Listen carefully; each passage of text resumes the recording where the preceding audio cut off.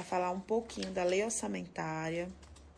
Eu vou pedir aqui para alguém pegar meu óculos, para eu poder ler aqui os comentários, tá bom, pessoal?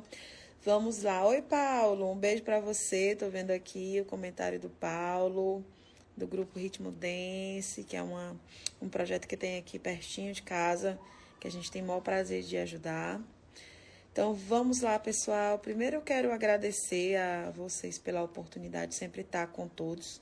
Aqui, pessoal que me acompanha, que gosta do meu trabalho, que tenho me dedicado muito para poder dar uma resposta para todos os colegas sobre as nossas lutas da enfermagem, né? Como todos sabem, eu não fui eleita deputada, né? Então, tem muitas coisas que são de competência do deputado. Mas naquilo que tange as questões da vereança aqui em Fortaleza e as defesas das prerrogativas da enfermagem, a gente continua firme e forte, tá, pessoal? Então, vamos lá. Eu chamei vocês para conversar um pouquinho sobre lei orçamentária. Vou tentar, inclusive, depois deixar esse vídeo salvo e remanejar ele para o canal do YouTube, para que a gente possa, para que todo mundo possa ter acesso. Tem uma galera aqui dizendo no meu canal, pelo chat, que é melhor lá, mas, gente, eu tive um problema aqui, como eu estou comunicando na live, que eu não consegui, né, estabelecer um dispositivo de segurança, tá? Mas vamos lá, pessoal, a primeira coisa que eu quero falar para vocês é o que é a lei orçamentária anual. Todo mundo que me acompanha viu eu encaminhando aqueles ofícios para as câmaras municipais, porque as leis orçamentárias, elas chegam nas câmaras municipais para aprovação do orçamento para o ano subsequente, e a nossa preocupação era que a gente não tivesse nenhum tipo de amparo do ponto de vista orçamentário para a implementação do piso.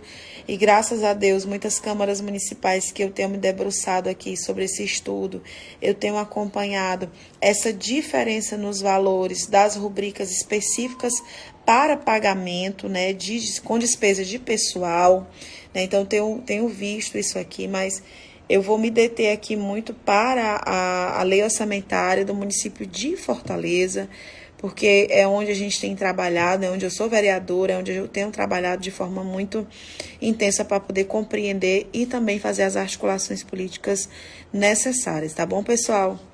Então, não sei se vocês estão acompanhando, a lei orçamentária, ela deve ser votada essa semana, no mais tardar na próxima, aqui na Prefeitura de Fortaleza. E a gente tem aí o impacto do orçamento desse ano em 10,7 bilhões aqui no município de Fortaleza. O impacto orçamentário, ele vai variar muito de cidade para cidade, tá bom? Então, aqui na capital Fortaleza a gente está com 10,7 bi, mas em outros municípios a gente vai ter aí valores menores, tá bom? Então, qual é a nossa preocupação? É observar se dentro das despesas que tem para pagamento de folha de pessoal, tá? Vocês têm aí um percentual de reajuste maior para que possa garantir a implementação do piso a partir de 2023, tá?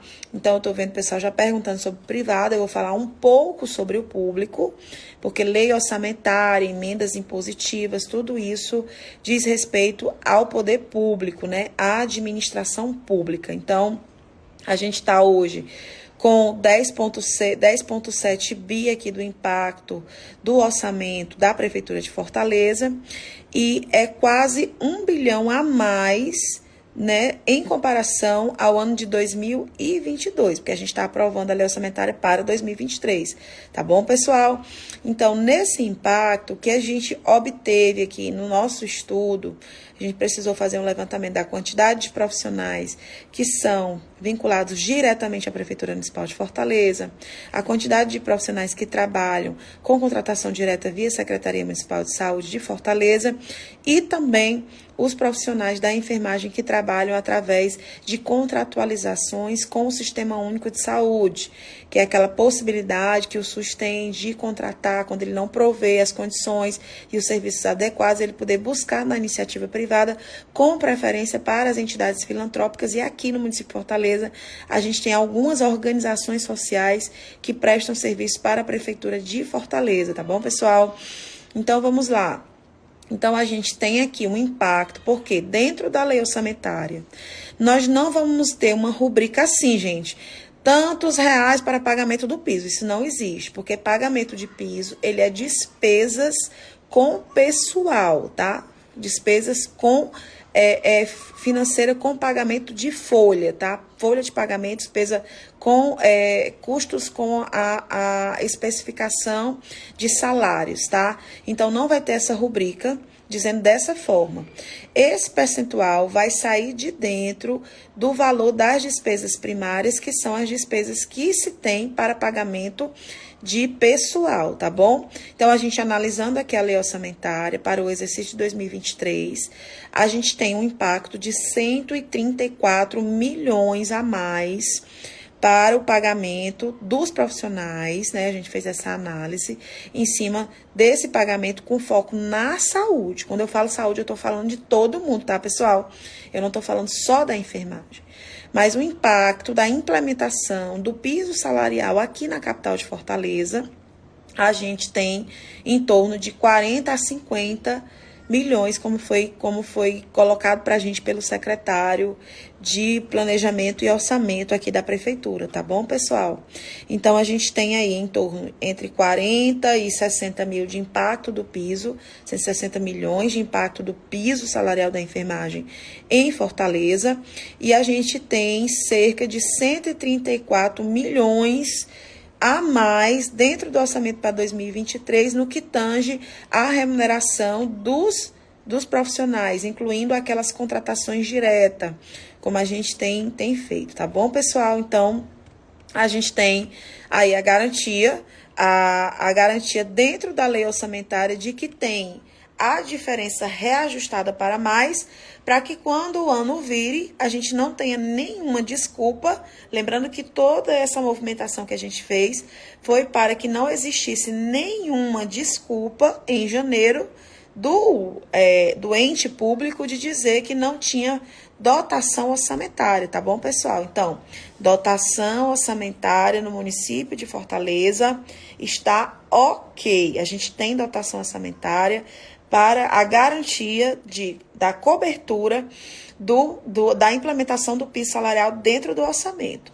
Então, foi isso que eu direcionei para as pessoas que me procuraram, foi essa orientação que eu dei para os vereadores que me procuraram dos outros estados, de que se organizasse para garantir que dentro da lei orçamentária anual tivesse, sim, essa garantia de fixação desse percentual a mais para a implementação do piso após janeiro, tá? Porque tudo está se desenhando agora, nesse momento.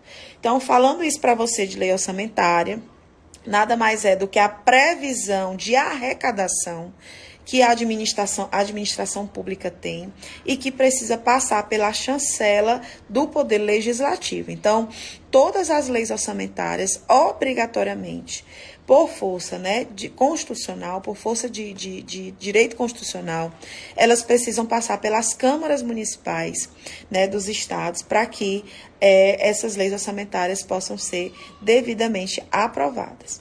Nesse intercurso de construção da lei orçamentária, a gente tem as emendas impositivas. Quando eu falo de emenda impositiva, eu estou falando de um regramento jurídico, eu não sou advogada, tá, pessoal? Mas eu estou falando de um regramento jurídico que está estabelecido através de uma emenda constitucional, a emenda constitucional 86 de 2015. Nessa emenda constitucional de 86, garante-se que o poder público, dentro do orçamento, possa ter o direcionamento de 1,2% para que os parlamentares possam apresentar suas emendas impositivas. As emendas impositivas, lembrando, cada parlamentar vai poder apresentar um percentual, um recurso, um valor de emendas, né? No caso dos vereadores, que foi o que eu trabalhei aqui de forma mais efetiva, porque eu tenho legitimidade para falar, porque sou vereadora aqui do município de Fortaleza e presidente do Conselho Regional de Enfermagem do Estado do Ceará, e é isso que a gente tem trabalhado. Então, dentro dessas emendas, por exemplo, aqui em Fortaleza, eu, Ana Paula, eu tenho 2 milhões de percentual de emenda impositivas. Não é eu, Ana Paula. É dentro do orçamento do Poder Executivo, que é uma competência do Poder Executivo, eu vou poder indicar, poder pedir ao Poder Executivo, solicitar ao Poder Executivo, porque aqui no município de Fortaleza ainda não é obrigatório, por força de lei orgânica do município, o estabelecimento dessa obrigatoriedade das emendas impositivas. Então, eu vou pedir para que esses 2 milhões eles sejam direcionados para políticas públicas voltadas para a população.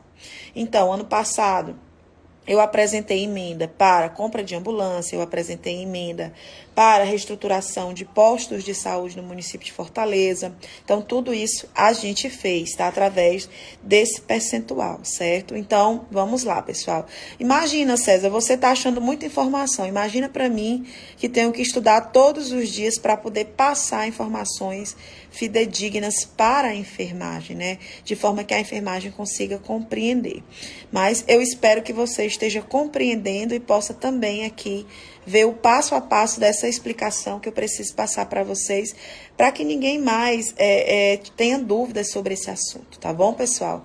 Então, o que acontece aqui, aconteceu essa semana? A gente teve vereadores dizendo, eu apresentei as minhas emendas para custear o pagamento do piso. Gente, isso não pode. As emendas impositivas, elas não podem ser direcionadas para custear despesas com folha, despesas com recursos humanos, despesa com folha de pagamento, né? Isso é uma competência do ponto de vista jurídico. Se pudesse, era muito positiva. Mas veja bem, ainda que pudesse, eu, enquanto única vereadora, só teria 2 milhões. O impacto do piso salarial da enfermagem do município de Fortaleza é entre 40 a 50 milhões. Eu tinha que reunir todos os vereadores, solicitar todos os vereadores para direcionar todas as suas emendas para isso, e ainda assim a gente não iria conseguir. Por isso que esse impacto do piso salarial e as despesas com folha de pagamento são competências exclusivas do Poder Executivo, tá, pessoal? Então, é dentro do orçamento, que é uma competência do Poder Executivo, que os vereadores do Brasil inteiro vão poder apresentar suas emendas para poder ajudar nas ações e nas políticas públicas de saúde para melhorar a vida das pessoas, tá bom? Mas não podem direcionar emendas impositivas para custear despesas com pessoal, ok, pessoal? Então, isso é muito claro dentro do direito, muito claro dentro da questão legislativa. Então, era isso que eu precisava já pontuar para você, o que é a lei orgânica e o que é as emendas impositivas. Quando eu falo de despesa primária, eu estou falando das despesas com pagamento de pessoal. Dentro da administração pública, o serviço público, ele só acontece quando a gente tem um servidor, aquele que está lá na ponta, responsável por executar todas as políticas públicas que são o foco das ações de uma administração pública, tá? Então, são esses profissionais, os servidores públicos, os agentes públicos que estão responsáveis por garantir a execução do atendimento ao povo. E as despesas primárias se referem ao pagamento da folha, tá? Então, pessoal, eu tenho aí lei orçamentária que está sendo aprovada agora, eu estou falando de município, tá bom? De administração pública, de município de Fortaleza, que aqui ainda tem uma responsabilidade. Então, cada vereador dos seus municípios que vieram no conselho, pegaram aquele ofício, mandaram para a Câmara, eles também tiveram que fazer uma tarefazinha a mais, que foi a tarefa que eu fiz. Vou já falar da PEC 27. Então, qual foi a tarefa?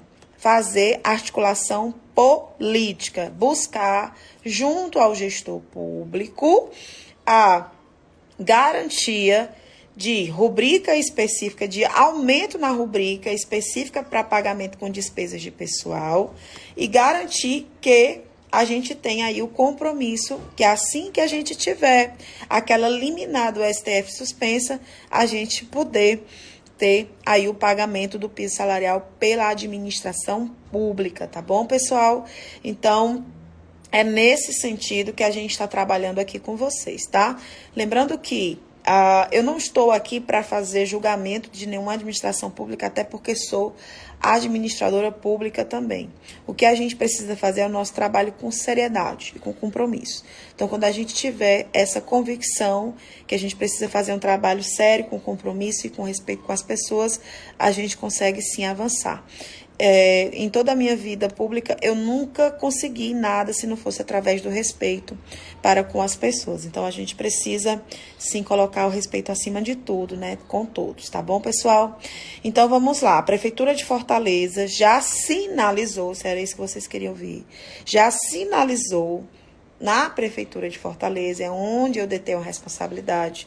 Eu não posso falar da Prefeitura de Santana do Cariri, nem de Santana do Acaraú, nem da Prefeitura de Caucaia. Eu não posso falar de nenhum município em que eu não detenha esse conhecimento para falar. Então, em Fortaleza, nós já temos a garantia, já temos o estudo do impacto, já foi feita a articulação política e já garantimos que dentro da lei orçamentária existe, sim, um diferencial para mais que pode suprir a implementação do piso salarial. Então, já garantimos reunião com o secretário da CEPLAG, já garantimos o impacto do estudo da implementação do piso, já garantimos o percentual de aumento dentro da rubrica específica para pagamento com despesas primárias que dizem respeito à folha de pagamento. Então, já temos tudo isso. E quando a gente tiver aquela ação judicial da CNS, quando a gente tiver a derrubada daquela liminar, a gente já pode começar a tratar da implantação do piso aqui. Implantação ou implementação, como vocês queiram falar, pessoal. Então, isso é o que nós temos. Ana Paula, mas se o prefeito não aplicar, o prefeito ele vai se sustentar não aplicando até a gente ter decisão judicial, né? Dificilmente a gente vai encontrar alguma administração pública que aplique o piso, e eu vou dizer para vocês quem são, que aplique o piso ainda com força de liminar. A gente tem, viu, casos aqui no Ceará. A Prefeitura de Tianguá, a Prefeitura de Itauá, e a gente tem algumas pessoas da iniciativa privada que estão pagando piso, mesmo com a liminar do STF suspendendo o pagamento do piso. Então, eu tenho essas prefeituras e tenho também algumas clínicas, por exemplo, eu posso dizer para vocês, a clínica de vacinação da minha amiga Michele Alves, a Vacinarte, que está garantindo o pagamento do piso dos profissionais da enfermagem, mesmo com a suspensão do STF, tá bom? Mas em outros locais, né, a gente não tem aí esse direcionamento, tá bom, pessoal? Então, vamos lá, eu vou falar também um pouquinho para vocês sobre essa questão da liminar.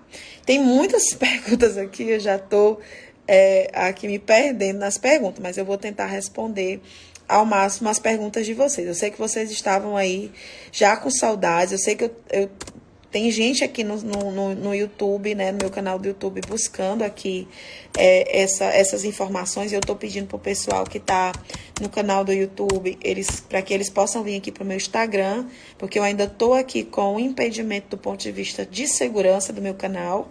Como eu falei para vocês, tentaram hackear meu Instagram, meu canal e várias coisas. E eu tive aqui um dispositivo de segurança que foi alertado e me pediu aqui de fazer a live pelo meu canal, tá bom? Por isso que eu tô fazendo aqui pelo Instagram, mas a gente já tá aqui com muitas colegas aqui, muitos colegas por aqui, tá bom, pessoal?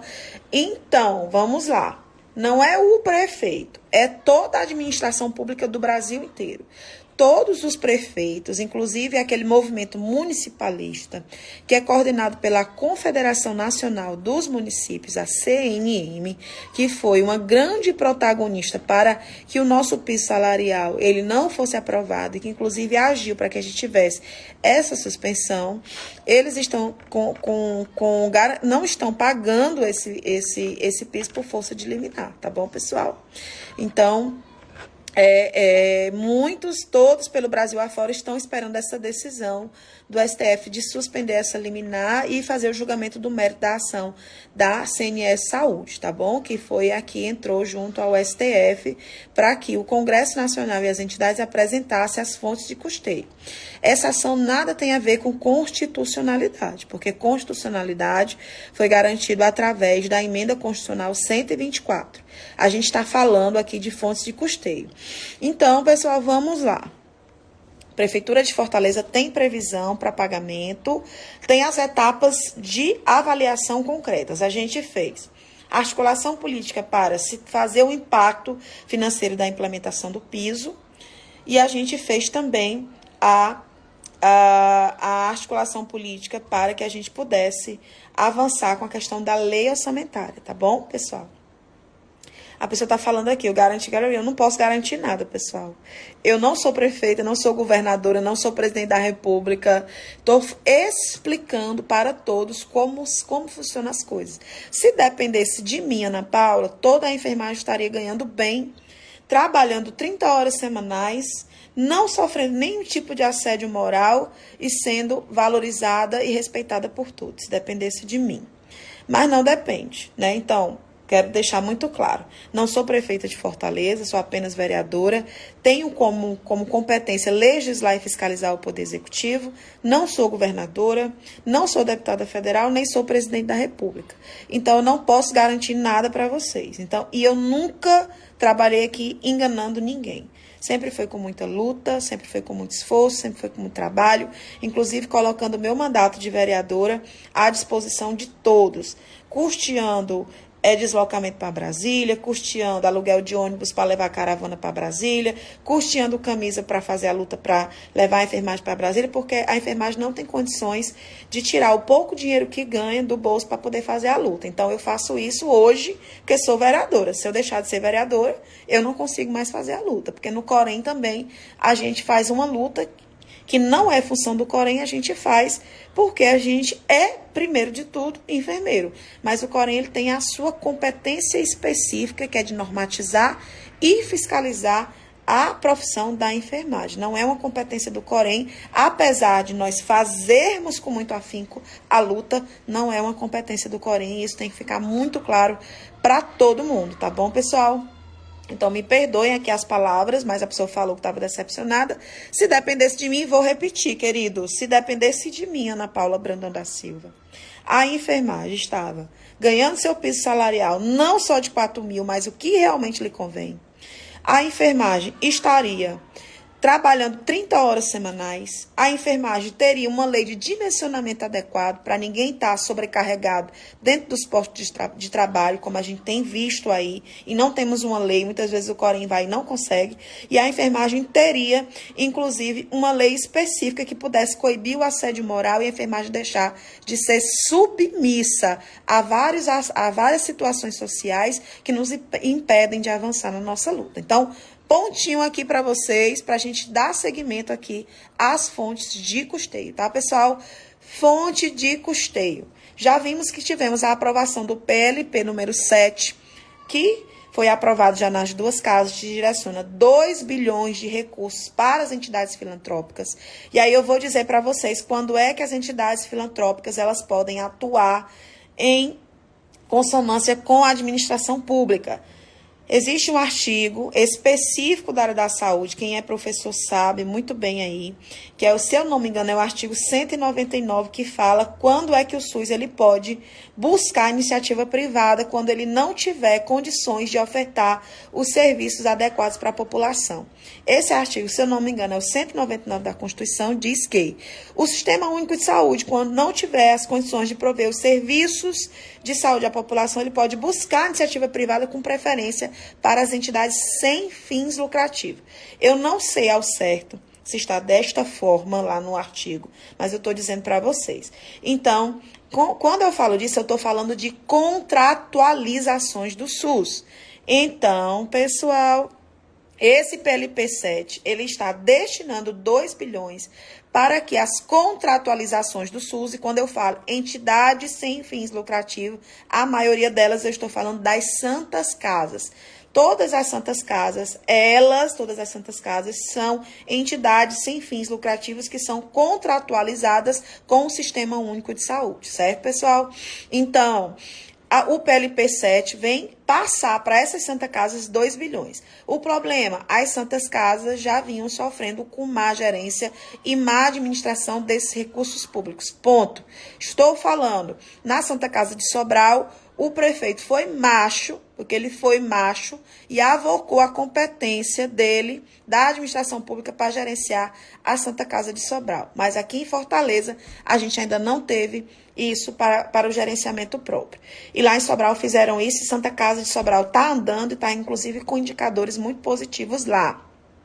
Certo, pessoal? Então, já tem o PLP 7 dessa destinação. Já tem o PLP 44, que disse o que nesse PLP? Que a administração pública estava autorizada a fazer a transposição de valores de rubricas próprias do Covid para poder adequar o pagamento do Sistema Único do piso salarial da enfermagem. Já temos isso lá, tá certo?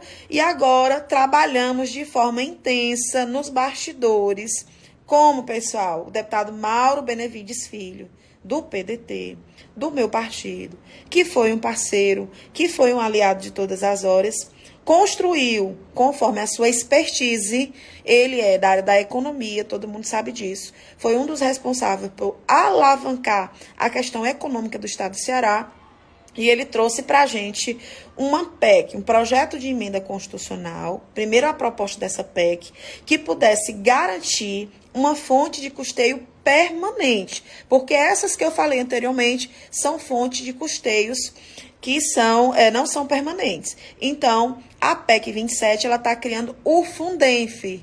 Tudo aquilo que eu falava para vocês, gente, se a educação tem o Fundeb, por que que a enfermagem não pode ter o Fundenf? Não pode ter um fundo específico? Aí foi batizado pela proposta de emenda constitucional do deputado Mauro Filho, de Fundenf.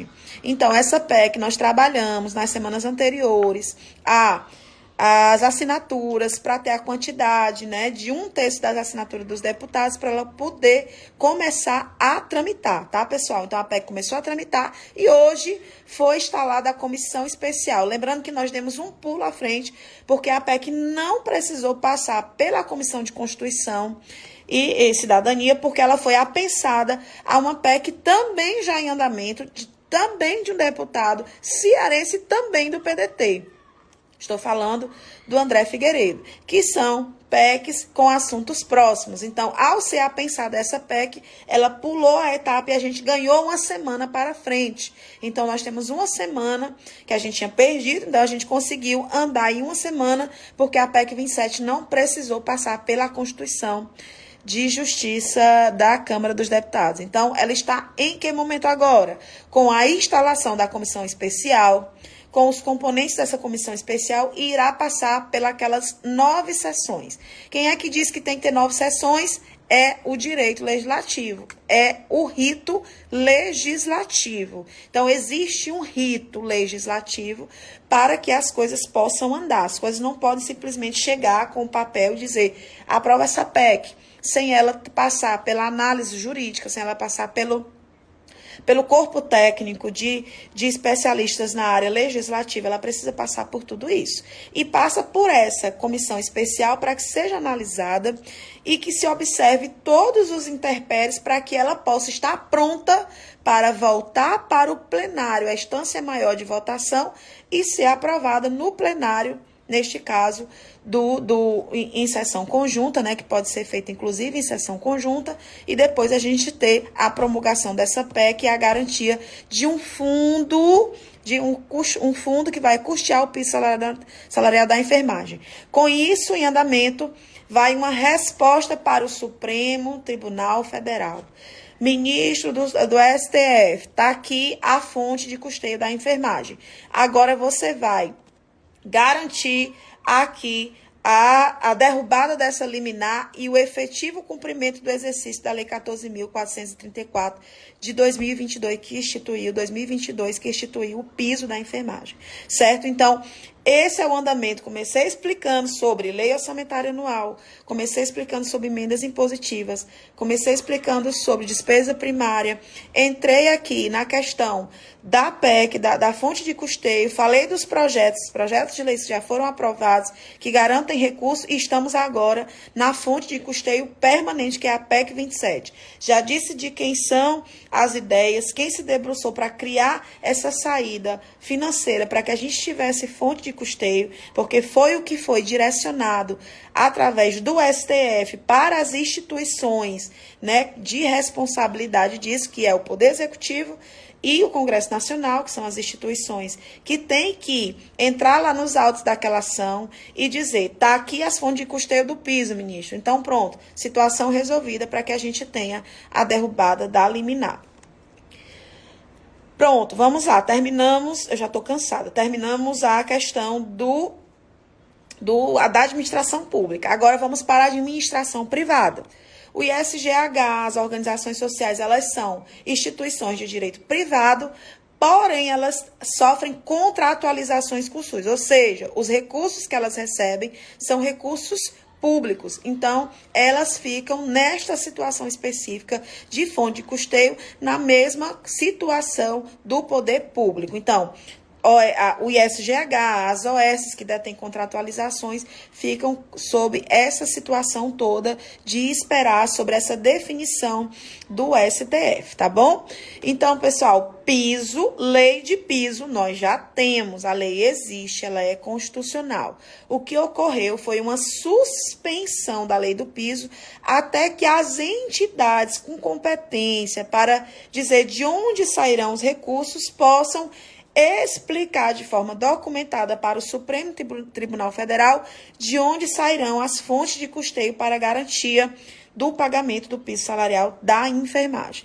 Né? Então, estamos aí nesse percentual. Então, o ISGH, apesar de ser uma instituição jurídica de direito privado, o recurso que paga os funcionários, eles são recursos públicos. Então, são contratualizações. Então, a gente precisa esperar também para que se tenha aí uma definição sobre essa ação que suspendeu os efeitos da lei do piso salarial da enfermagem. Vamos para mais uma situação que está todo mundo perguntando, que é o setor privado. Vamos lá. Quem me acompanha aqui sabe o quanto eu sou muito crítica em dizer que eu não sou favorável ao projeto de desoneração da folha. Porém, não sou opositora ao projeto de desoneração da folha. Porque se for a única saída para garantir o pagamento da iniciativa privada, eu vou ser favorável. Então, não sou a favor do projeto de desoneração da folha e vou explicar para vocês por quê. Mas se essa for a única saída que nós temos para que o setor privado ele passe a pagar o que é de direito da enfermagem, aí eu precisarei sim defender o projeto de desoneração da folha. Por que que eu tenho essa determinada crítica sobre o projeto de desoneração da folha? Porque nada mais é do que os grandes empresários que estão acostumados a lucrar em cima da mão de obra trabalhista da enfermagem, estão acostumados a escravizar o profissional da enfermagem em jornadas de trabalho de 40 horas, que estão acostumados a obrigar os profissionais da enfermagem a dobrar plantão, porque não querem contratar um profissional a mais para cumprir os índices de absenteísmo, para ter ali, dentro do seu índice de segurança técnica, a quantidade de profissional ali disponível para trabalhar, para não tirar os seus lucros, para não tirar nenhum real dos seus lucros, eles querem deixar de pagar menos impostos ao governo para não tirar sequer R$1 do bolso para valorizar os profissionais que tanto se dedicam e se dedicaram ao longo desses últimos anos combatendo a pandemia. Tá, pessoal? Então, é somente por isso que eu não sou defensora do projeto de desoneração da folha. Mas, se ainda assim essa for a única saída que nós temos para que a iniciativa privada ela possa, de fato, garantir a implementação do pagamento do piso e a gente possa negociar isso, a gente vai ter que defender esse projeto de desoneração da folha. E aí muita gente vai dizer, Ana Paula era contra, agora ela está a favor. Só serei favorável a esse projeto se não tiver nenhuma outra saída e se a iniciativa privada continuar boicotando o pagamento do piso salarial dos profissionais da enfermagem. Tá certo, pessoal? Eu estou muito feliz que a gente está mantendo 300 pessoas aqui e eu preciso explicar isso para vocês de forma muito tranquila. Então, o projeto de desoneração da folha tem sinalização lá para aprovação, porém com diversos entraves lá. Então, tem muitos entraves, muitos entraves no projeto de desoneração da folha, porque existem muitos parlamentares que pensam como eu. O piso é lei, a iniciativa privada tem que parar de escravizar a enfermagem e tirar dos seus bolsos os lucros exorbitantes que, inclusive, tiveram com a morte de muitos brasileiros e brasileiras, agora na pandemia, e começar a valorizar os profissionais da enfermagem, pagando o que é justo. Ainda não é o que merecemos, mas o que é justo, porque o piso salarial no valor que está ainda não é o que merecemos, mas é o início de um reconhecimento social, de uma justiça social que o país, que o parlamento, que o Congresso, que a sociedade pode fazer para com os profissionais, que muitos morreram aí se dedicando, salvando vidas na pandemia, tá, pessoal? Então, vamos lá. Então, esse projeto está em andamento. Eu já pedi uma águazinha. Esse projeto está em andamento, mas ele tem muitos entraves, tá bom? Mas já tivemos sinalização aí positiva do senador Rodrigo Pacheco de que ele também avançará, assim como avançou outros projetos.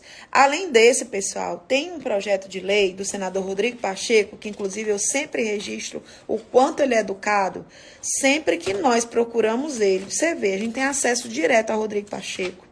Ele é um verdadeiro gentleman, atende a gente, dá orientações. Ele tem um projeto de repatriação de recursos, que nada mais é do que refazer aí a soma de recursos que a gente deixou de receber, certo? Então, no ano de 2000, se eu não me engano, no ano de 2016, quando a gente teve um projeto de repatriação de recursos, a gente teve uma possibilidade de arrecadação de 179 bilhões dentro do orçamento federal, e isso garantiu, inclusive, que pudesse ser investido no ano subsequente em várias políticas públicas que ajudaram as pessoas. Então, esse projeto ele é do Rodrigo Pacheco.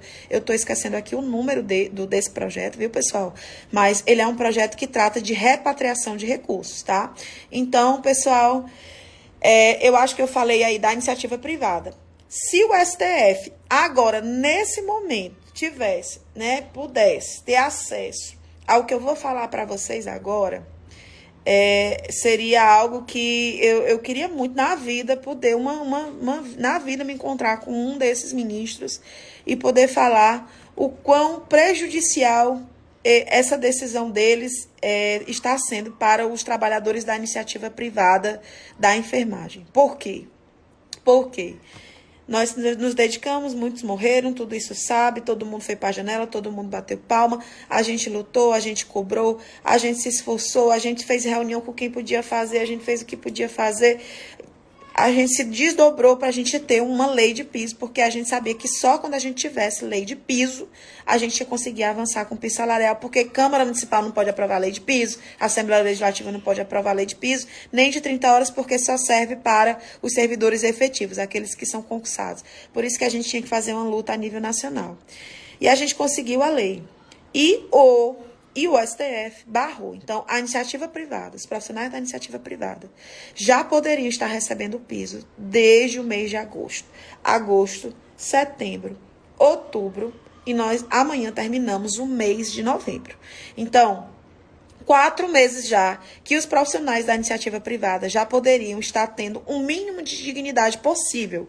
Um mínimo de dignidade possível, tendo o pagamento do seu piso salarial ali fruto de um esforço que ainda não é o que nós merecemos. Mas por conta dessa ação do grande empresariado, que o STF fez aí, se posicionou suspendendo a nossa lei até que se apresentasse fonte de custeio pelas as instituições, o STF está fazendo com que milhares e milhares de pais e mães de família deixem de prover, inclusive, uma alimentação mais saudável para os seus familiares. Porque hoje eu conheço técnicos de enfermagem que trabalham na iniciativa privada que estão ganhando R$ 1.300. Conheço enfermeiros que estão ganhando R$ 2.300. Então, esses colegas, eles não estão tendo condições de prover os meios para poder dar uma alimentação saudável, né? Uma segurança alimentar para os seus filhos. E já poderiam estar recebendo o seu piso salarial de recursos que sairiam dos lucros exorbitantes do grande empresariado da saúde. Então, é isso que a gente tem aí. Então, nessa ação do STF, ele disse assim, que dava o prazo de 60 dias, mas esses prazos de 60 dias, na questão jurídica, eles podem demorar muito mais, porque depende de quando os entes foram notificados. Então, o prazo ele só começa a contar a partir da notificação da instituição que foi notificada. Então, tem instituição que foi notificada só 20 dias depois, 30 dias depois. Então, a gente não pode contar com esse prazo, sobretudo porque na decisão lá, quem tiver mais curiosidade, gente, acesse e vai ler. A decisão tem dizendo lá, até que as entidades, as instituições, como o Congresso, como o Ministério da Saúde, indique para essa corte quais são as fontes de custeio que vão garantir o pagamento do piso salarial da enfermagem. Então, foi dessa forma que aconteceu. Eu queria muito estar deixando aqui essa live no canal do YouTube para ficar salva, mas eu vou pedir para a minha assessoria baixar ela e colocar no canal do YouTube e ver o que foi que aconteceu, mas eu também vou deixar ela salva aqui para que cada um de vocês da enfermagem possa assistir aqui a essa live. Eu espero que eu não tenha falado demais, se eu tiver ofendido alguém, eu peço desculpas. Eu não sei se vocês me acompanham, tem muita gente da enfermagem com pessimismo, com negativismo, que gosta muito de criticar as pessoas que estão na luta, mas que nunca se saíram da zona de conforto sequer para ir na rede social e dizer, Ana Paula, vai firme, vai com tudo, a gente tá com você, Diego Ícaro, Gilmar Júnior, Bruno Farias, né? Nosso grupo político mais nacional, né? Então tem muita gente que gosta de apontar o dedo, mas não olha que no seu caminho não conseguiu construir sequer uma vírgula para ajudar na construção desse piso. Sequer um comentário de dizer, eu não concordo com o projeto de exoneração da folha, por isso. Né? Então, tem muita gente que gosta de apontar o dedo e apenas criticar. Mas eu quero dizer para vocês, para criticar, ou para eu criticar o gestor público, como eu preciso criticar, eu preciso primeiro olhar para o meu umbigo. O que foi que eu já fiz? O que foi que eu já construí? Qual foi a contribuição que eu dei para a luta? Ou eu só fiquei em casa tentando fazer revolução de web? Revolução de web não funciona, meu povo. A gente consegue se organizar pelas redes sociais e nos ajudaram muito no processo de piso. Mas não foi só isso. Foi muita reunião, foi muita ligação, foi muito chá de cadeira, foi muita articulação, foi tudo. Foi muito estudo, foi muita dedicação. Durante esses 2 anos, ninguém parou um minuto. Ninguém parou um minuto. Um minuto. Depois da campanha, eu saí exausta da campanha. Exausta, destruída, né? Assim, arrasada da campanha, porque a gente tinha certeza que a enfermagem ia deixar de ser escravizada pelo voto de cabresto e a gente não teve essa convicção. E eu não tirei sequer 2 dias de folga. No dia seguinte, eu já estava trabalhando para construir a garantia das rubricas específicas dentro da lei orçamentária aqui. E viajando, e se desgastando. Não é fácil ficar longe de casa, longe da família, não dar atenção para os filhos, não dar atenção para o marido, não ter tempo para tocar a vida da família, das coisas. Não é fácil. E mesmo assim, a gente continua aqui e vai continuar. Porque aquele que aponta o dedo para criticar nunca levantou a bunda da cadeira para contribuir em nada. Então, pode prestar atenção. Me perdoem aí o desabafo. Mas é desta forma que as coisas acontecem. E a enfermagem, ela só vai conseguir avançar quando ela se empoderar do ponto de vista de conhecimento. É inconcebível que nos dias de hoje eu ainda esteja recebendo perguntas de situações que etapas que nós já passamos há muito tempo. Né? Então, eu recebo quase que diariamente isso. Né? Então, nós precisamos nos empoderar e precisamos nos libertar. E eu não vou conseguir libertar a enfermagem, porque cada um precisa quebrar as suas amarras. Enquanto cada um não quebrar as suas amarras, a gente não vai conseguir avançar. Do ponto de vista da profissão, enquanto profissão social que somos, tá? Enquanto profissão social que somos.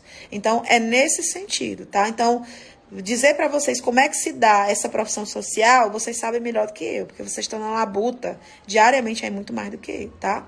Então, é isso. Então, pessoal, é nesse sentido que eu quero dizer para vocês. A gente tem 10 sessões, né? Já foi a primeira, né? Agora são 9, então nós vamos correr com esse prazo. Depois, a PEC 27, ela fica pronta para ela ir para o plenário, para a votação. A gente vai trabalhar nos bastidores para que seja uma sessão conjunta. Se não, a gente vai trabalhar para que a gente tenha no mesmo dia a aprovação na Câmara e no Senado, ou em dias muito próximos. E em seguida, essa PEC ela já é promulgada, porque as PECs não precisam de sanção presidencial. Somente os projetos de lei que precisam de sanção presidencial. As PECs, projetos de emenda à Constituição, elas não precisam porque são instrumentos legislativos de competência exclusiva do Poder Legislativo. E após isso, ela já é promulgada pelo presidente do Congresso. Né? Há uma sessão, né, solene para a promulgação dessa PEC, assim como foi a PEC 11, que se transformou em emenda constitucional 124. Então, pessoal, depois a gente entra em outras discussões. Vou tentar fazer a live uma vez por semana para vocês, deixar salvo para vocês aqui. Tenho me esforçado muito, mas digo para vocês, tem dia que dá vontade de desistir, porque é muito trabalho e a gente vê profissionais ainda descredibilizados, desacreditando. Se a gente não acreditar, quem é que vai acreditar, né? Se eu não acredito, se o Rafinha que está aqui comigo não acreditar, Rafael Lopes, então Rafael Lopes, que carinhosamente eu chamo de Rafinha. Se a Elianas que está aqui não acreditar, se o J. Santos não acreditar, se a Ceissa Marques não acreditar, se o professor Thales, que acabou de entrar, que é um colega, professor Thales, aqui acabei de fazer um vídeo para ele essa semana passada, estava em Cachoeira quando fiz. Se a gente não acreditar, quem é que vai acreditar por nós? Vocês acham que mais alguém vai sair da zona de conforto, que nem a gente sai, de uma forma intensa para lutar? Não. Ninguém mais vai. Então, pessoal, vamos sim acreditar que vai ser possível a garantia do nosso piso salarial da enfermagem. E outra coisa, hoje eu recebi uma pessoa bem mal educada, como existe na enfermagem em todo canto, não é só na enfermagem, né? Existe maus profissionais em todos os lugares. Ela colocou na postagem assim, se eu não me engano foi uma postagem do Sim Saúde. Cadê a Ana Paula? Não está mais lutando, eu só queria enganar a categoria por voto. Era uma pessoa que nem era do Ceará. Primeiro que não vota em mim, né? Acho que nem era do Ceará uma. Primeiro que não vota em mim, que não é do Ceará. Segundo, não é de Fortaleza. Não votou em mim para vereadora. Né? E não votou em mim para presidente do Corém. E se acha no direito de fazer uma crítica desse porte. Críticas são positivas. Agora elas precisam ser com respeito. Porque ninguém do nosso grupo político, nem eu, nem Bruno, nem Gilmar, nem Diego, nem meu amigo do Paraná, que até mandar um beijo para ele, Luiz Fabiano, lá do Paraná. Deixa eu ver quem mais que teve com a gente desde o início. Gilney Guerra, que teve, Lelissane Noronha. Nenhum de nós trabalhamos para enganar ninguém. Não temos essa necessidade. Primeiro porque somos enfermeiros. Primeiro porque fui auxiliar, fui técnica, eu sei o que é trabalhar em posto de saúde, iniciativa privada, iniciativa pública, eu sei o que é trabalhar em cooperativa, eu sei o que é trabalhar em todo canto, todo serviço da enfermagem. Então, quem é que eu vou enganar? A mim mesmo? Nós não precisamos nos enganar. Nós precisamos lutar. Então, estou hoje toda coach aqui na minha live, que já vai terminar, mas é para dizer para vocês que a gente precisa acreditar. Eu espero que todas as relações interpessoais tenham sido retomadas após a grande polarização que nós passamos, em que as pessoas tiveram grandes dificuldades, inclusive, de entender que o respeito é a principal virtude que nós precisamos ter para as relações interpessoais, sobretudo relações políticas e de avanço na nossa categoria. Espero que todo mundo já tenha superado aí essas situações e a gente possa dar continuidade, independente de A, de B, de C, de D, de verde, de amarelo, de vermelho, de todo e qualquer seja as suas posições políticas partidárias. Eu sou política, sou vereadora do PDT, tenho muito orgulho porque o meu partido tem uma bandeira voltada para o trabalhismo e tenho me posicionado de forma aqui muito intensa, inclusive para que o prefeito José Sarto ele possa já dar um posicionamento para a gente da garantia do pagamento do piso. Estou lutando,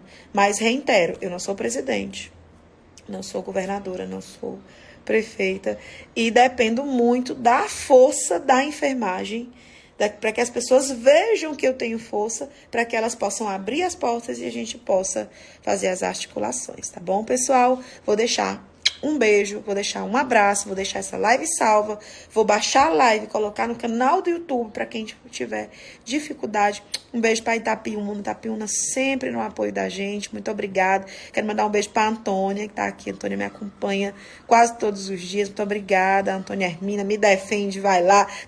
Tem muitas posições que não são as mesmas que as minhas, mas a gente se respeita muito. Não nos conhecemos pessoalmente, mas ela está sempre me apoiando, sempre lutando, sempre, né, aí dizendo o que a gente precisa tocar mais e tudo isso, tá? Então, um beijão para todos, fiquem com Deus, continuem na luta. E eu quero dizer para vocês que a sede do Conselho Regional de Enfermagem do Ceará, na quinta e na sexta-feira estará fechada, porque nós estamos mudando a sede do Corém. Quem lembra que a nossa sede que fica ali, historicamente, na rua Mário Mamed, 609, estava muito feia, estava muito deteriorada, né, com muito cupim, né? Então veio para vir uma pessoa responsável por essa parte de engenharia fazer uma avaliação e a gente tem lutado há 2 anos e, se Deus quiser, nós vamos entregar agora em dezembro a nova sede do Conselho Regional de Enfermagem, graças ao apoio de muitas mãos, ao apoio do COFEM, que financiou essa sede nova para os profissionais da enfermagem do Ceará. E graças, né, ao apoio de parceiros que estão nos ajudando a construir muitas políticas aqui para os profissionais, para que os profissionais eles sejam bem atendidos. Então, eu vou entregar essa sede do Corém Ceará, mas com muito orgulho para a enfermagem, porque tem anos de luta, de suor, de dedicação, de mãos, de sonhos, de anseios ali dentro. Então, e aí eu sei que quando a gente publicar que está entregando essa sede, vai ter um monte de comentários de pessoas que não sabem o que é a luta do Conselho Regional de Enfermagem. Mas eu já estou preparada, porque nós vamos entregar essa sede. Eu estou dizendo porque eu vou estar na presidência, mas nós vamos entregar com muito orgulho, como entregamos a frota de carro novo para fazer as fiscalizações nas áreas mais longínquas do estado do Ceará, porque o Ceará é cheio de estrada carroçal. O Corém Ceará chegou nos últimos 2 anos, por conta desses carros, em locais que o Corém Ceará nunca tinha chegado antes, né? E agora a gente vai garantir uma sede nova, com estruturação nova, e a parte de gestão, eu vou deixar esse legado aí para a enfermagem cearense. Um grande abraço, fiquem com Deus. Beijão, desculpem qualquer coisa.